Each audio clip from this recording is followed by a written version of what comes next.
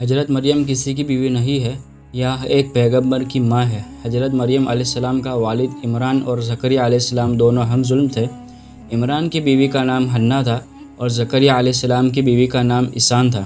عمران کی بیوی حضرت حنا سے ایک زمانہ تک اولاد نہ ہوئی، یہاں تک کہ بڑھاپا آ گیا اور مایوسی ہو گئی۔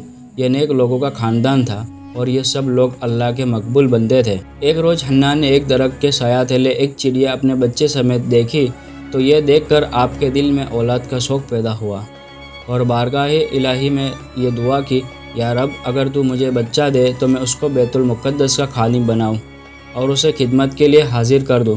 چنانچہ خدا نے آپ کی دعا سن لی اور جب وہ حاملہ ہوئی اور انہوں نے یہ منت مان لی تو ان کے شوہر نے فرمایا کہ یہ تم نے کیا کیا؟ اگر لڑکی ہو گئی تو وہ اس قابل نہیں کہاں ہے؟ اس زمانے میں لڑکوں کو خدمت کے بیت المقدس کے لیے دیا جاتا تھا اور لڑکیاں اور مردوں کے ساتھ نہ رہ سکنے کے باعث اس قابل نہیں سمجھی جاتی تھی۔ وجہ حمل سے پہلے عمران کا انتقال ہو گیا اور حضرت حنا کے یہاں لڑکی پیدا ہوئی اور اللہ کے فضل سے ایسی لڑکی پیدا ہوئی جو فرزند سے زیادہ فضیلت رکھنے والی تھی۔ یہ صاحبزادی حضرت مریم تھی اور اپنے زمانے کی عورتوں میں سب سے افضل، حسین اور نیک تھی۔ ان کا نام مریم اس لیے رکھا گیا کہ مریم کا نام معنی عابدہ، عبادت کرنے والی، اللہ تعالیٰ کا اپنے نیک بندوں کی دعائیں سنتا ہے اور قبول کرتا ہے۔ منت یہ مانی کہ خدا مجھے بچہ دے تو میں اسے بیت المقدس کی خدمت کے لیے واقف چھوڑ دوں۔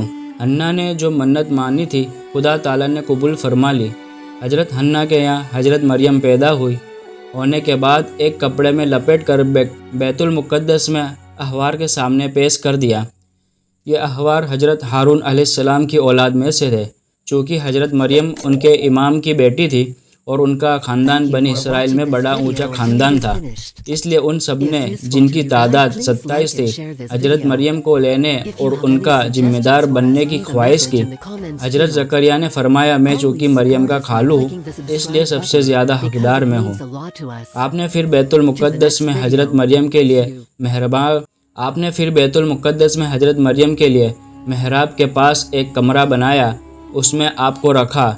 حضرت مریم کی یہ کرامت تھی کہ آپ ایک دن میں اتنا بڑھتی جتنا دوسرا بچہ سال بھر میں بڑھتا ہے، اور آپ نے کسی عورت کا دودھ بھی نہیں پیا، بلکہ حضرت زکریا جب کمرہ بند کر کے اس سے تالا لگا کر باہر تشریف لے جاتے اور واپس وہاں آتے تو ان کے پاس رنگ بے رنگ بے موسم پھل موجود پاتے۔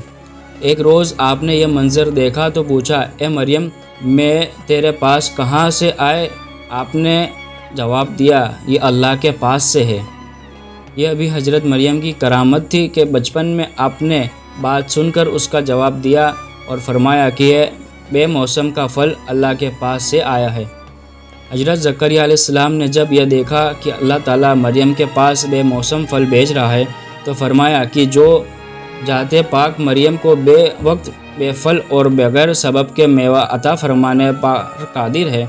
حضرت مریم جب جوان ہوئی تو ایک بار ان کو خوبصورت آدمی کو شکل صورت میں خدا کا فرشتہ جبریل علیہ السلام نظر آئے۔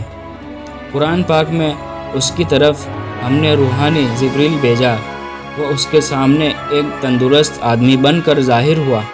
مریم گھبرا گئی اور کہا، میں تم سے اللہ کی پناہ مانگتی ہوں، اگر تجھے خدا کا ڈر ہے تو چلا جا۔ جبریل نے کہا، میں انسان نہیں بلکہ میں تو تیرے رب کا بھیجا ہوا تاکہ تمہیں ایک سدھار بیٹا۔ بولی، یہ کیسے ہوگا؟ مجھے تو کسی آدمی نے ہاتھ نہیں لگایا، نہ بدکار ہوں۔ فرشتے نے کہا، یوں ہی تیرے رب نے فرمان کیا ہے، مجھے آسان ہے، وہ اپنی قدرت کے کامل سے بغیر باپ کے بچہ پیدا کر سکتا ہے۔ یہ فرماتا ہے کہ ہم اس طرح بچہ پیدا فرما کر اس بچے کو لوگوں کے واسطے نشانی بنائیں گے۔ جب جبریل نے ان کے کرتے کے گریبان میں دم کر دیا، یعنی پھونک دیا، اس کے بعد مریم کو حمل ہو گیا۔ اس وقت آپ کی عمر صرف 13 سال کی تھی۔ سب سے پہلے جس شخص کو حضرت مریم کے حمل کا علم ہوا وہ ان کا چچا زاد بھائی یوسف نظر آیا، جو مسجد بیت المقدس کا خادم تھا اور بہت بڑا عابد شخص تھا۔ اس کو جب معلوم ہوا مریم حاملہ ہے تو نہایت حیرت ہوئی۔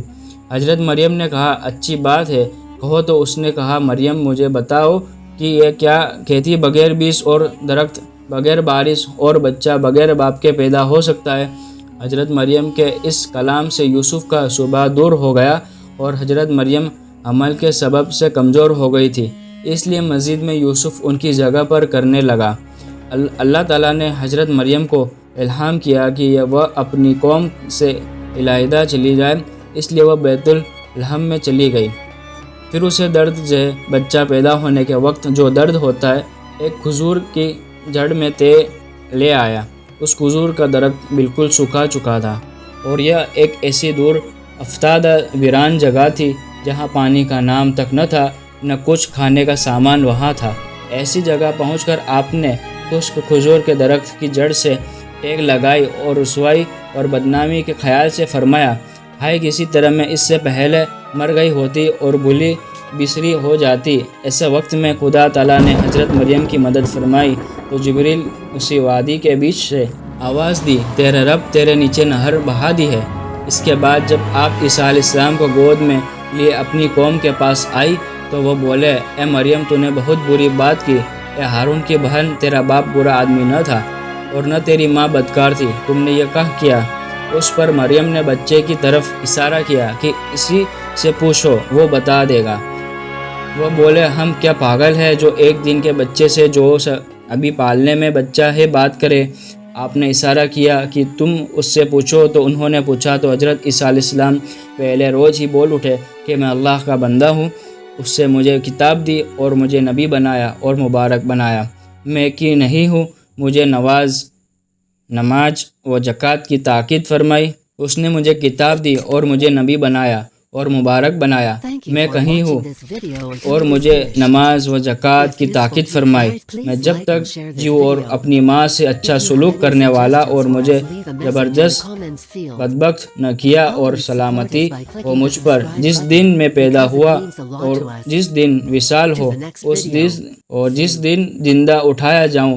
جب حضرت عیسیٰ علیہ السلام نے کہا یہ کلمہ فرمایا تو لوگوں حضرت مریم کی پاکی اور نیک ہونے کا یقین ہو گیا، اور حضرت عیسیٰ علیہ السلام اتنا فرما کر خاموش ہو گئے اور اس کے بعد کلام نہ کیا جب تک کہ اس عمر کو پہنچے جس میں بچہ بولنے لگتے ہیں۔